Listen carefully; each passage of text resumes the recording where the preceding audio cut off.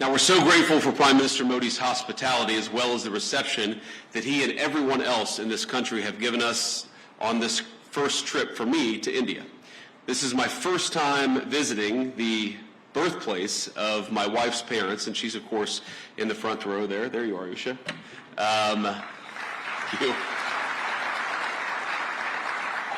She's a bit of a celebrity, it turns out, in India, I think more so than her husband. But I haven't been here long, but already I've been fortunate enough to visit the Akshardham Temple. Did I pronounce that right, honey? I did okay? All right.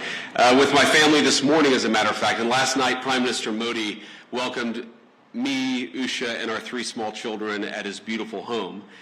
I've been amazed by the ancient beauty of the architecture of India, by the richness of India's history and traditions, but also by India's laser-like focus on the future. And those things, I think this appreciation for history and tradition and this focus on the future is very much something that I think animates this country in 2025. Now, in other countries I've visited, it sometimes feels like there's a flatness, a sameness, a desire to just be like everyone else in the world. But it's different here. There's a vitality to India, a sense of infinite possibility, of new homes to be built, new skylines to be raised, and lives to be enriched.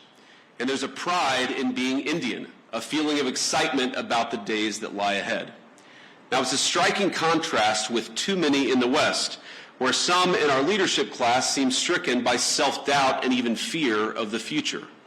To them, humanity is always one bad decision away from catastrophe. The world will soon end, they tell us, because we're burning too much fuel, or making too many things, or having too many children. And so, rather than invest in the future, they too often retreat from it. Some of them pass laws that force their nations to use less power.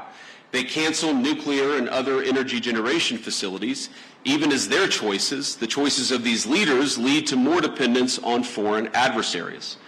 Meanwhile, their message to their friends, to countries like India, is to tell them that they're not allowed to grow. Well, President Trump rejects these failed ideas. He wants America to grow, he wants India to grow, and he wants to build the future with our partners all over the globe.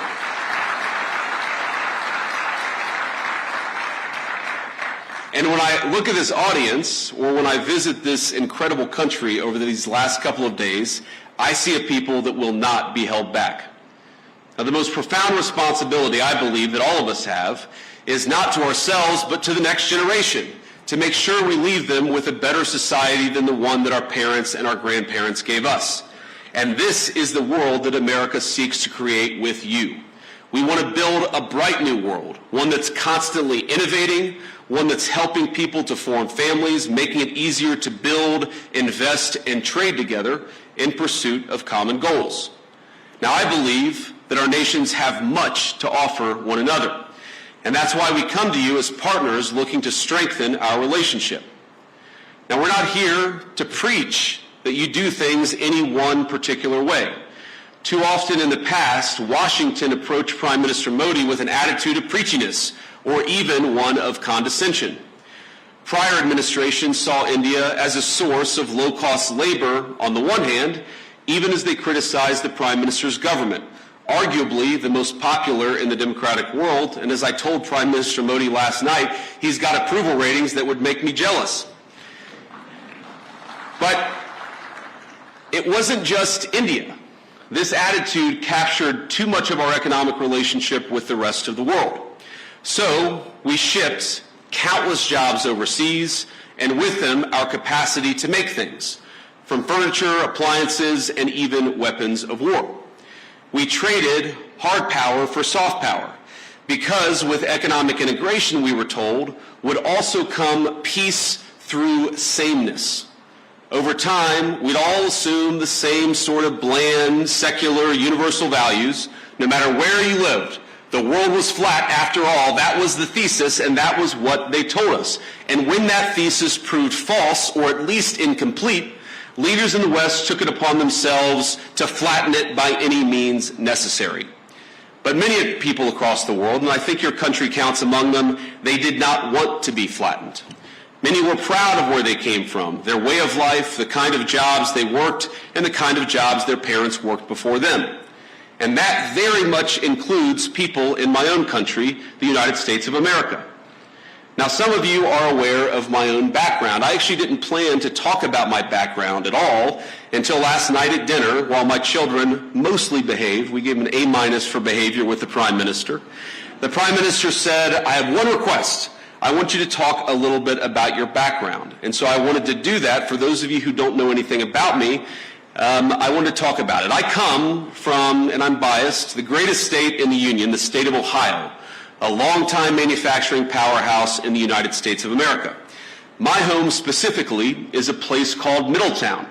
Now, it's not a massive city by any means. It's not Jaipur, but it's a decent-sized town and a place where people make things, which has been a point of pride in Middletown for generations.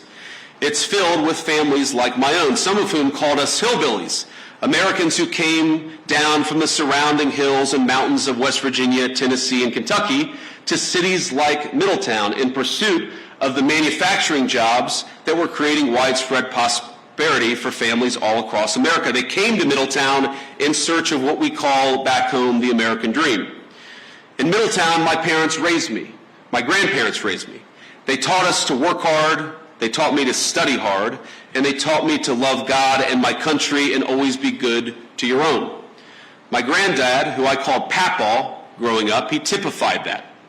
Late into life, he worked as a steelmaker at the local mill, and I know India has a lot of those.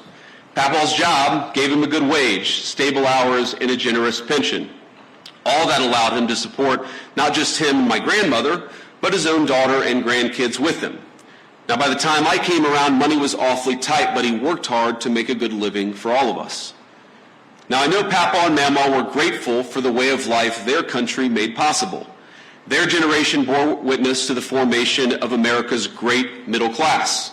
And by creating an economy centered around production, around workers who build things, and around the value of their labor, our nation's leaders then transformed their country and made thousands of little Middletowns possible. The government supported its labor force.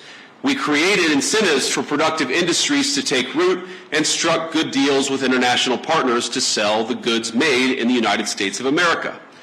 But as America settled into world historic prosperity it generated, our leaders began to take that very prosperity and what created it for granted.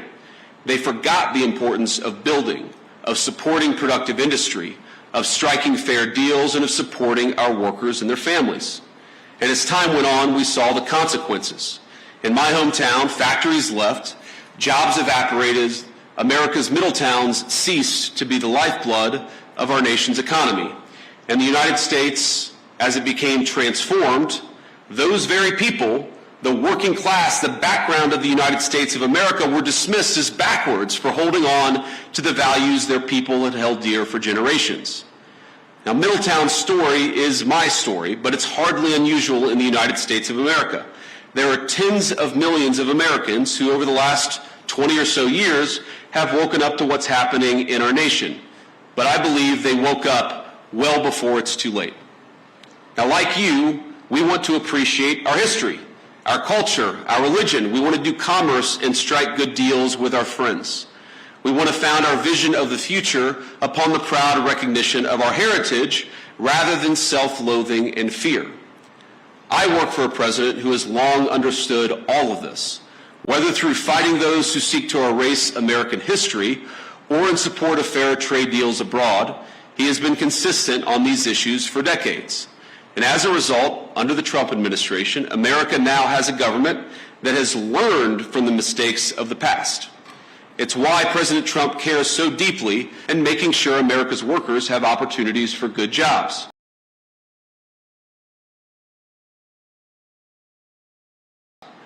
As we saw earlier this month, he will go to extraordinary lengths to protect and expand those opportunities for all Americans.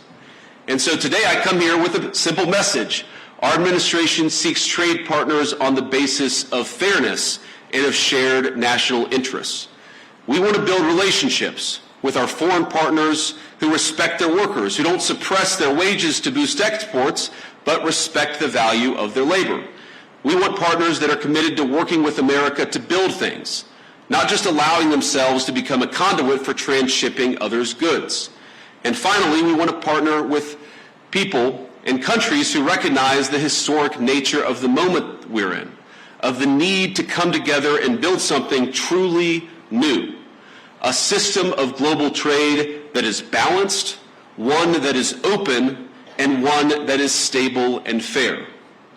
Now, I want to be clear, America's partners need not look exactly like America, nor must our governments do everything exactly the same way.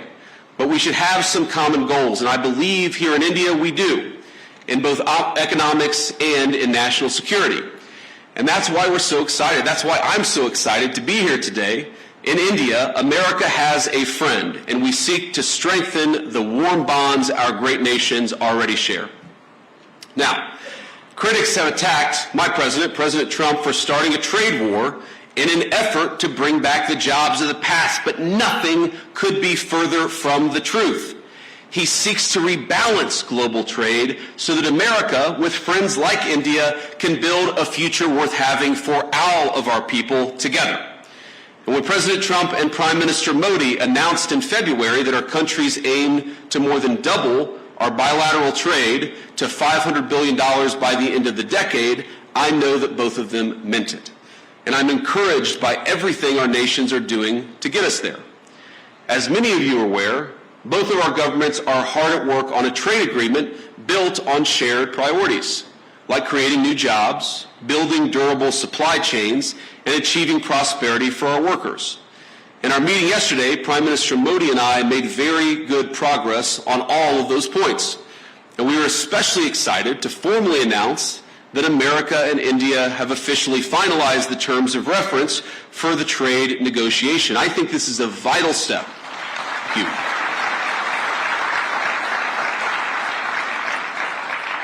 I believe this is a vital step toward realizing President Trump's and Prime Minister Modi's vision, because it sets a roadmap toward a final deal between our nations. I believe there is much that America and India can accomplish together. And on that note, I want to talk about a few areas of collaboration today, how India and the United States can work together. First, perhaps most importantly, to protect our nations. Second, to build great things. And finally, to innovate the cutting-edge technologies both our countries will need in the years to come.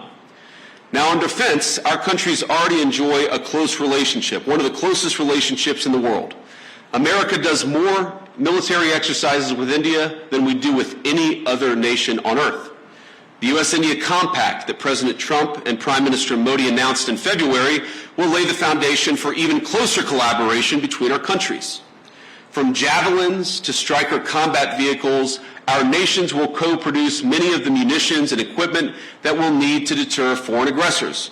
Not because we seek war, but because we seek peace, and we believe the best path to peace is through mutual strength. And launching the Joint Autonomous Systems Industry Alliance will enable America and India to develop the most state-of-the-art maritime systems needed for victory. It's fitting that India, this year, is hosting the Quad Leaders Summit this fall. Our interests in a free, open, peaceful, and prosperous Indo-Pacific are in full alignment. Both of us know that the region must remain safe from any hostile powers that seek to dominate it. Growing relations between our countries over the last decade are part of what led America to designate India a major defense partner, the first of that class. This designation means that India now shares with the UAE a defense and technology infrastructure and partnership with the United States on par with America's closest allies and friends. But we actually feel that India has much more to gain from its continued defense partnership with the United States, and let me sketch that out a little bit. We, of course, want to collaborate more. We want to work together more, and we want your nation to buy more of our military equipment, which, of course, we believe is the best in class. American fifth-generation F-35s, for example, would give the Indian Air Force the ability to defend your airspace and protect your people like never before. And I've met a lot of great people from the Indian Air Force just in the last couple of days. India, like America, wants to build, and that will mean that we have to produce more energy. It's more energy production and more energy consumption. And it's one of the many reasons why I think our nations have so much to gain by strengthening our energy ties. As President Trump is fond of saying, America has once again begun to drill, baby, drill. And we think that will inure to the benefit of Americans, but will also benefit India as well. Past administrations in the United States of America, I think motivated by a fear of the future, have tied our hands and restricted American investments in oil and natural gas production. This administration recognizes that cheap, dependable energy is an essential part of making things and is an essential part of economic independence for both of our nations. Of course, America is blessed with vast natural resources and an unusual capacity to generate energy, so much that we want to be able to sell it to our friends like India. We believe your nation will benefit from American energy exports and expanding those exports. You'll be able to build more, make more, and grow more, but at much lower energy costs. We also want to help India explore its own considerable natural resources, including its offshore natural gas reserves and critical mineral supplies. We have the capacity and we have the desire to help. Moreover, we think energy co-production will help beat unfair competitors in other foreign markets. But India, we believe, can go a long way to enhance energy ties between our nations. And one suggestion I'd have is maybe consider dropping some of the non-tariff barriers for American access to the Indian market. Now, I've talked about this, of course, with Prime Minister Modi. And look, President Trump and I know that Prime Minister Modi is a tough negotiator. He drives a hard bargain. It's one of the reasons why we respect him. And we don't blame Prime Minister Modi for fighting for India's industry. But we do blame American leaders of the past for failing to do the same for our workers. And we believe that we can fix that to the mutual benefit of both the United States and India. Let me give an example. American ethanol, we believe made from the finest corn in the world, can play a tremendous role in enhancing our partnership. And I know our farmers would be delighted to support India's energy security ambitions. We welcome the Modi government's budget announcement to amend India's civil nuclear liability laws, which currently prevent U.S. producers from exporting small modular reactors and building larger U.S.-designed reactors in India. There's much that we can create, much that we can do together. We believe that American energy can help realize India's nuclear power production goals, and this is very important, as well as its AI ambitions. Because as the United States knows well, and I know that India knows well, there is no AI future without energy security and energy dominance. And that brings me to my final point of collaboration. I believe that the technological collaboration between our countries is going to extend well beyond defense and energy. The U.S.-India Trust Initiative that President Trump and Prime Minister Modi have launched will be a cornerstone of the partnership in the future. It'll build on billions of dollars of planned investments that American companies have already announced across India. In the years to come, we're going to see data centers, pharmaceuticals, undersea cables, and countless other critical goods being developed and being built because of the American and Indian economic partnership. And I'll say it again, I think that our nations have so much to gain by investing in one another. America investing in India, and of course India investing in the United States of America. And I know that Americans, our people, are excited about that prospect, and that President Trump and I are looking forward to stronger ties. Americans want further access to Indian markets. This is a great place to do business, and we want to give our people more access to this country. And Indians, we believe, will thrive from greater commerce from the United States.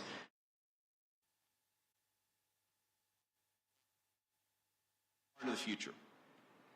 And as I know this audience knows better than most, neither Americans nor Indians are alone in looking to scale up their manufacturing capacity. The competition extends well beyond cheap consumer goods and into munitions, energy, infrastructure, and all sorts of other cutting-edge technologies.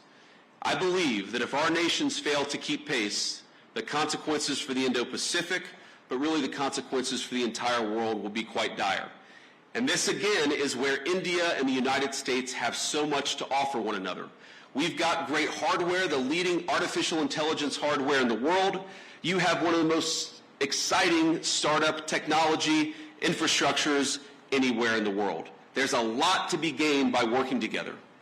And this is why President Trump and I both welcome India's leadership in a number of diplomatic organizations, but of course in the Quad. We believe a stronger India means greater economic prosperity, but also greater stability across the Indo-Pacific, which is, of course, a shared goal for all of us in this room, and it's a shared goal for both of our countries. Now, I want to close with one last story, or maybe a couple of stories. So, you know, my son Ewan is 7 years old. He's our firstborn son. And yesterday, after we had dinner at the Prime Minister's house, the food was so good and the Prime Minister was so kind to our three children that Ewan came up to me afterwards and he said, "Dad, you know, I think maybe I could live in India." But I think after about 90 minutes in the Jaipur Sun today at the Great Palace, he suggested that maybe we should move to England. So you take the good with the bad here. But I want to talk about Prime Minister Modi because I think he's a special person. I first met Prime Minister Modi at the AI Action Summit in February, and we had a lot of important discussions on AI and other policies to prepare for. The Prime Minister also managed to figure out that my son Vivek was actually turning 5 years old on the trip. This was in Paris just a couple of months ago. So think about this. Amid a huge international policy conference, he took the time to stop by where I was staying, wish our second son, Vivek, a happy birthday, and even bring him a gift. Ush and I were both genuinely touched by his graciousness, and we've been even more impressed by his warmth since we arrived in India. Now, it's interesting. Some of you may know that when you're a politician, your kids spend almost as much time in the limelight as you do, and the great things about kids is they're brutally honest. They're brutally honest with everybody, whether you want them to be or not. And our 7-year-old, our 5-year-old, and then our 3-year-old baby girl, Mirabelle, it's interesting. They've only really attached themselves to, they've only really liked, I should say, they've only really built a rapport with two world leaders. The first, of course, is President Trump. He just has a certain energy about him. But Prime Minister Modi, it's the exact same thing. Our kids just like him. And I think that because kids are such good, strong of characters, I just like Prime Minister Modi too. And I think it's a great foundation for the future of our relationship.